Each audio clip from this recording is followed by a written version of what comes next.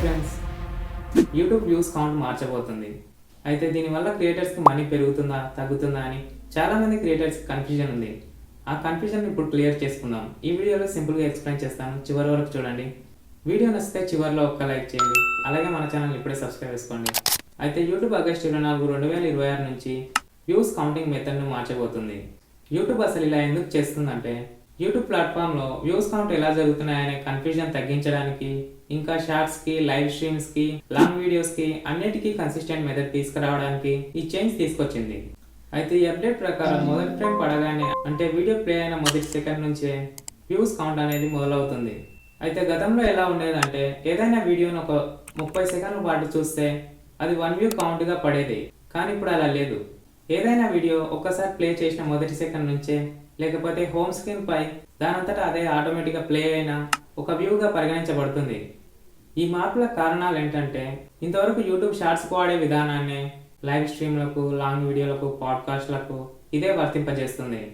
అయితే యూట్యూబ్ దాని పోటీదారులతో సమానంగా లైక్ ఎక్స్, ట్విట్టర్ కానీ, అప్పటి టిక్ టాక్ కానీ, లేకపోతే అదర్ సోషల్ మీడియా ప్లాట్ఫామ్స్ వాటితో సమానంగా ఇలా చేస్తుంది. అయితే ఇప్పటికే ఉన్న అదర్ సోషల్ మీడియా ప్లాట్ఫామ్స్ ఏం చేస్తున్నాయంటే, ఆ వీడియోని ఒక్కసారి ఇట్లా ప్లే చేసిన వెంటనే వ్యూ కౌంట్ అనేది పెరుగుతుంది. అయితే ఇప్పుడు యూట్యూబ్ కూడా అదే వాడలో నడుస్తుంది. అయితే పాత వ్యూస్ లెక్కించే విధానాన్ని పూర్తిగా తీసేయడం లేదు, కానీ దాన్ని ఎంగేజ్ వ్యూస్గా మార్చారు. దీనివల్ల క్రియేటర్స్కి నిజంగా మన వీడియో ఎంతసేపు ఎవరు చూస్తున్నారు అనేది వాళ్ళ యూట్యూబ్ అనలిటిక్స్లో అడ్వాన్స్ మోడ్లో చూసుకోవచ్చు. అయితే దీనివల్ల మనీ ఏమైనా పెరుగుతుందా అనే దానిపై చాలామందికి డౌట్ కూడా ఉంది కదా. అయితే ఆదాయంలో అయితే ఏ మార్పు లేదు. ఆదాయం అనేది వీడియో ఎంతవరకు చూస్తున్నారు అనే దాన్ని బట్టే ఉంటుంది, కానీ వ్యూస్ ఇన్నైనాయని మాత్రం ఉండదు.